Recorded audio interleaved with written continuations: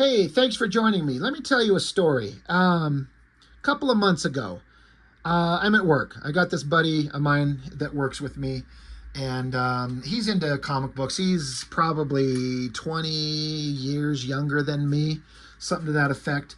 Nice guy. And we occasionally kind of talk about comics and art and stuff like that. Anyway, I had gone to lunch, and I was on my way back to work. Just for context, I work at a big box home improvement store, and I live in northern Utah. And I was coming back from lunch, and my buddy hits me up. He's like, "Rob, hey dude, what's up, man?" He says, "Rob, do you know who you like comics?" He's like, "You know who Tyler Kirkham is?" I'm like, "Yeah, I know who he is. Good artist." He's like, "He was just here like 45 minutes ago." I'm like, "What the fuck?" He says, "Yeah, I was just walking through the store and I ran into him, and this guy stopped me and asked me if I could help him find a thing." And he said that he stopped and looked at this guy who was asking for help, and he's like, my buddy recognized him. He says, "Are you Tyler Kirkham, the comic guy?" She's like, "Yeah, that's me." So they shook hands and just kind of, my buddy kind of gushed over him for a minute, like I would. Anytime you kind of run into a professional artist that, does stuff that you like. And blah, blah, blah. And they just kind of whatever. And then went about his day, showed him what he needed. And then Tyler took off. And so I come back from lunch, having missed him by like 30 minutes, right there in the store that I work in. It's like, oh, son of a bitch, Would have loved to have just met the guy and just said, "Hey, man, it's awesome. It's nice to meet you," and blah, blah, blah. So I've known that Tyler Kirkham has lived in Utah for a while, and I follow him on social media, and I see his art. I can't say that I've collected any of his comics that he's done, because sometimes some of the stuff that he's done is just not stuff that I even knew existed. And he was working on things that so there was a stretch of time where I wasn't really collecting comics for a while, and sometimes he's not artists that I like aren't working on properties I enjoy. Like, I love Jim Lee, for example, but I don't collect any of the DC stuff that he does for enjoyment of his art, because I'm not that into the characters, and I'm not into his art on those characters. Blah, blah, blah. Just as kind of for example, just because I like someone doesn't mean I'll collect anything they do, but there are some artists where I will collect anything they do. It just kind of depends on who it is. Anyway, I have heard about this book out there, and I saw him on his social media, hyping up this new book that he's done, Final Boss. And this one's interesting for me in as much as when I got this, I literally just picked this up yesterday as of this recording. This is Sunday night. I grabbed this Saturday midday. I just stopped into my local comic shop just to see if they had anything in my holds. I didn't think that they would, but I had a few extra minutes when I was out and about. Stopped over there, and they didn't have anything, so like I always do, look at the shelves, and this was just sitting there. I'm like, oh shit, yeah, I need to pick this up. I'm curious. A new Image series. I've heard good things about it, and if I understood, I didn't research this before I started recording, but I seem to remember that Tyler Kirkham had put on his social media that the sales on this had done really good. Like, I think they sold out. I hope I'm correct on that. I like hearing anytime a book has come out and they sell out of every copy and they have to go back and print more. That's what we want. That's how, anytime somebody puts out a book, you don't want to have to struggle to get an audience for it. You want it to be like, you get it out there, you put it out there in the world, and then it just sells and people love it. And I hope that's the case.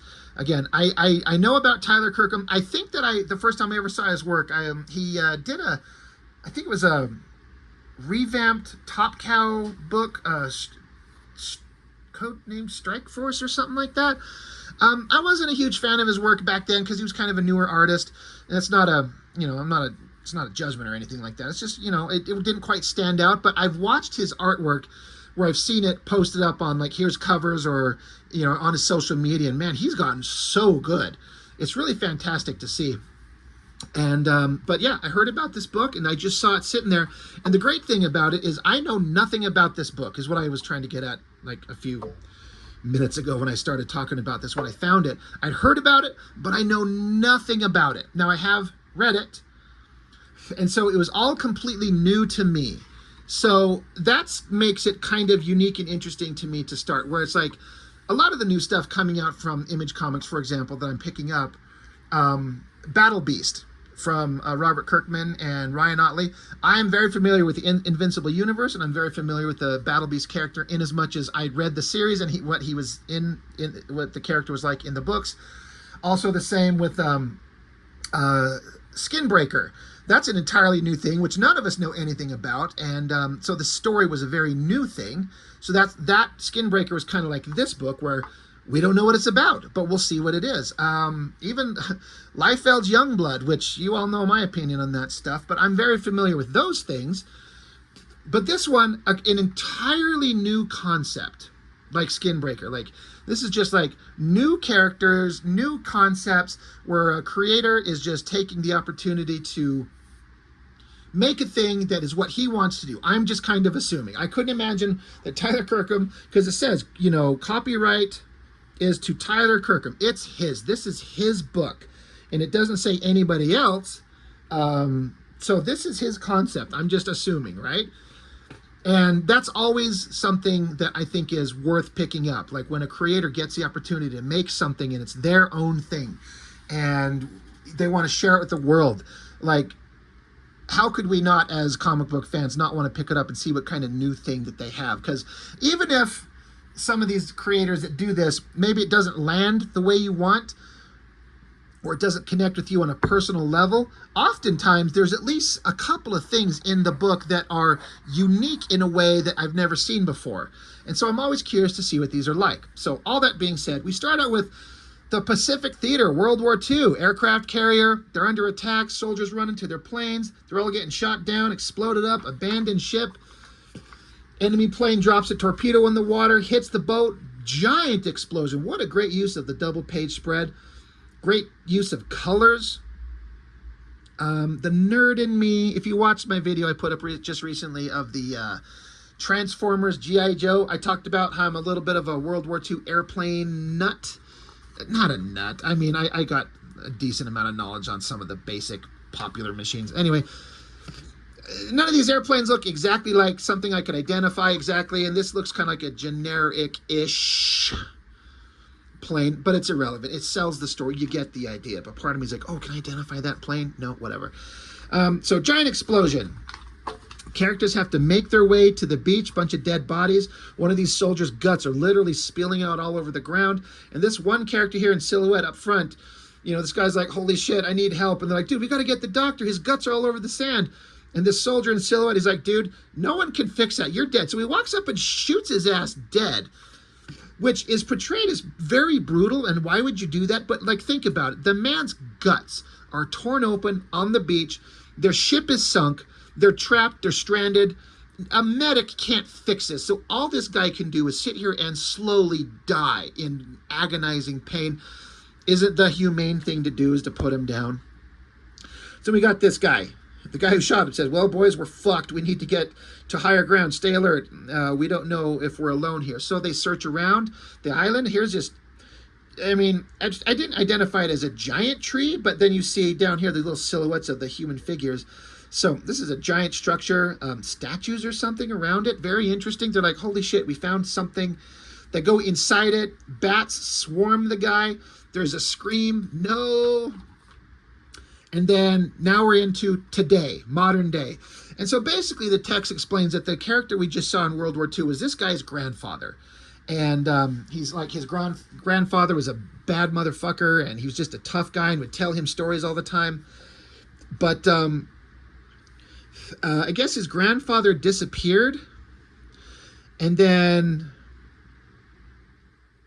oh, so maybe not disappeared, but so grandfather's gone, but the stories that the grandfather told to his father made his dad go looking for grandfather, and so his father disappeared. So he talks a lot about how it's kind of something important to him that he wants to go searching for his dad. But also he's talking about here how he's obviously in pain and healing from something. So here he is standing by himself. I love that there's a shot of Bloodsport era Jean-Claude Van Damme, like a poster on the wall. That is awesome. A wall of weapons. Yeah, he says, I'm going to need some real cash if I'm ever going to get out of this place and find my dad. I need a big payout. So he needs money to fund his quest to find his father. So it gets into some stuff where he's like kind of like a hired muscle that does some, if he needs something shady kind of done, he'll do that. And so this girl shows up, hiring him for a job, pays him half up front. And then he goes and meets up with one of his buddies, and they got to go on this, they got a job to do. But they're also talking about there is kind of like a underground fight club kind of thing, a tournament thing. It's kind of vague, and I'm not going to read you the entire thing. You should go out and just buy this book. But one of the fighters had to step out, and so he's got an opportunity to fight, like, I guess maybe the reigning champion or the guy who's the big title card fight right now. And he's like, you could go in and fight that guy. And he's like, holy shit, I don't think that I could fight that guy. I don't know if I could take him down. But before we get to that, they're in the burbs, and I'm guessing this is maybe a photo of a house and a truck rather than drawn in, and I don't care. It still looks pretty damn good. But here's the guy. He puts on a mask, busts into this house, and he's there to frighten a guy. This guy was cheating on another girl, so the girl hired our hero here to bust in there, beat him up, threaten him, tell him to, you're going to do this, you're going to do that, or else. So you can see the kind of the shady world that he's in. Gets back with this buddy. Hey, we got a good payout. We're awesome. So now they're going to have to go to the, we're running late for the fight. So here it is. It's like a cage fight. It doesn't really exactly tell you, and it's not necessary if this is some kind of like illegal thing or this is a cultural thing that's allowed. It's okay. It's legal. I mean, it's out bright in front of everybody. It looks like it says industrial district, and like they're not exactly trying to hide themselves. Cars parked out front, headlights, doors open, lights, screaming. So our hero is getting himself together. He's got this necklace with a specific design, and it's like where he wears the necklace, it looks like it's kind of burned the same shape of it into his body on his chest. So you're like, all right, well, this has got to be something interesting. So it gives some backstory on this necklace that he has, how this is something given to him by his grandfather. His grandfather found it in that cave that was introduced at the beginning of the story. So it kind of goes along to explain it. And back to the guy. He puts that mask on that he's got, and then he's going to have to fight this guy. Chain Pain is the name. This guy is Tommy the Brazen Bull, and he's going to fight Chain Pain. I'm like, okay. And then they get into doing some things in here that this is where kind of an element of it is a little bit different and unique. Look at this awesome double page spread, and it's kind of like a video game. Here's this guy, Tommy Brazen, age 36, height 6'2", weight 185 pounds, stamina 45 out of 100, speed 48 out of 100, strength 55 out of 100, special skill XP 5 out of 100. Chain Pain, age 32, height 7'1", Jesus, weight 308, stamina 32 over 100, speed 29 over 100, strength 72 over 100, special skill 3 over 100. So he doesn't have as good stamina or speed, but he's obviously a lot stronger. So it's kind of like a video game. Hence, you read the text, Final Boss, or the title of the book, Final Boss, kind of like a video game thing, like a Mortal Kombat, Street Fighter kind of thing. I'm like, okay, is that what we're going for? Is that kind of the vibe? Again, I had not known anything about this book beyond it existed, and I didn't bother to go digging into and look into what it's about by reading up on it online. I just kind of knew it existed. I was lucky to run across it, grabbed it. So everything was kind of new to me. And so, giant shot of the guy. Now, I have to say, I don't know who this guy is, but it looks like this is, I'm just guessing here, that it's too specific. I bet you this is someone that the artist knows. Maybe that's, I've seen pictures of Tyler Kirkham. That doesn't look like him. That'd be funny if he put himself in here and got crushed. But maybe this is somebody he knows. Maybe it's a buddy. Maybe it's a co-creator. I don't know. I feel like this is someone unique, a specific real-life person that the creatives know. The giant guy, this guy's giving him attitude, and he gets his head exploded. Who wouldn't want to be drawn into a comic book like this and have your head crushed by one of the characters? It's just like a one-page gag. It's hilarious. I love it. Look at that giant shot. Like, Tyler Kirkham's using the double-page spread to full advantage. Really awesome. So then, look at this page. Make sure I didn't skip anything, right? Onto the battle. And it's just fight. Again, like This is a video game thing, fight. So they go charging at each other, exchange some punches, knocks the guy down. Good action scenes, good fighting, great coloring. I'm digging the coloring in this. And again, more great spreads of just action scenes and fighting. But variations on fights. This is not just guys in spandex just throwing random punches at each other. They're like, there's, different angles, guys lying on the ground, grabbing him by the head, tackling each other. It's just so much better.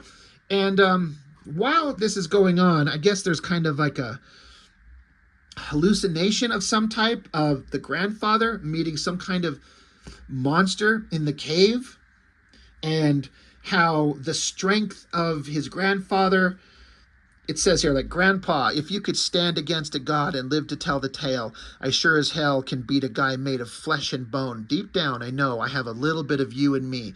Your memory gives me strength. I know you're with me. Give me the strength I need right now. Give me your strength.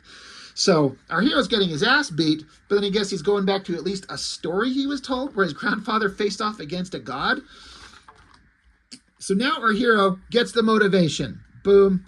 Cracks him on the foot, flips him over, gets him in a headlock, knocks his ass down, he's out. And they're trying to tell that, like, get up, champ, come on. Great full-page spread there. And then the guy, the villainous fighter, he gets up, picks up the ref like he's going to throw him at our hero. The hero ducks out of the way.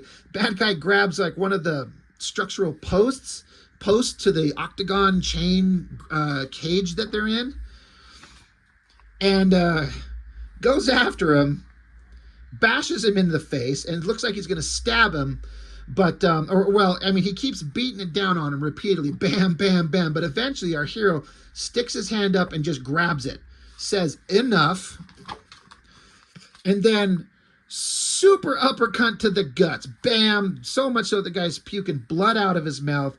Again, fun use of the double page spread, hitting him right in the guts, energetic shot.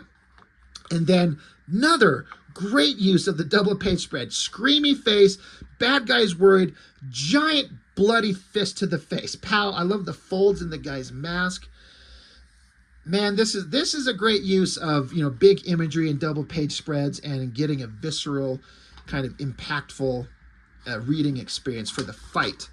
And then just another like montage shot of our hero just beating the shit out of the guy. Using this stick, beating him in the face, kicking him in the head, knocking him down. He's out. And then, interesting component, where it's like energy kind of oozes out of the guy. Now, I don't know if this is a standard thing in this world, if this is the first time this has happened, if this is kind of normal. They don't exactly say, but they don't need to. We don't need to have everything spelled out for us. Just go along for the ride and just discover it as it goes. Energy oozes out of the guy and it absorbs into the hero. He's absorbing his energy. Is he leveling up like a video game character? You beat someone, you get better stats. He says here in the text box, holy shit, this feeling, I can literally feel my body getting stronger. It burns, but it feels amazing at the same time. As if I'm absorbing his power, his energy, and his power. As his power deteriorates, I get stronger. So he's glowing, energy flowing out of him. The bad guy's like, what are you doing to me? What is this? My flesh. So he grabs a chain. The bad guy says, I won't lose. So he grabs a chain and makes one kind of final charge at our hero, who's just sucking the life out of him. It's kind of like a Shang Tsung in the first Mortal Kombat movie. He's like, your soul is mine. Sucks it out of him. Fatality, right? The bad guy whips a chain around the hero's ankles, knocks him to the ground.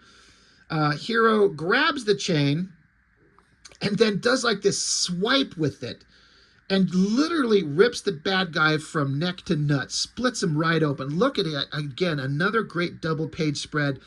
Violent, bloody, insane. Just kills the guy. He literally says, rawr, die. Just splits him open.